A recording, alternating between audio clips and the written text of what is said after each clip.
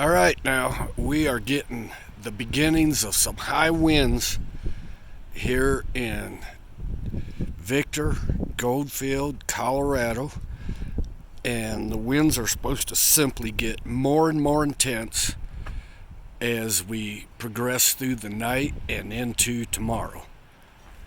The Christmas trees are really blowing around. I sure hope we don't lose the lights. I think that Peggy does a really good job of wrapping them, but anything's possible when you get 70-mile-an-hour winds.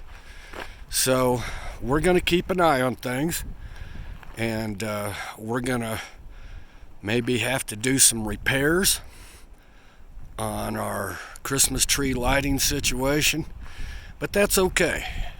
You can't control Mother Nature. And as hard as we'd like to try, it's not going to happen. Okay? We are doing a video check so that we know where things were working and we can easily spot where things are not working. Anyhow, besides that, I enjoy taking videos of all the Christmas lights at night. We just love it. Okay, that's all for now.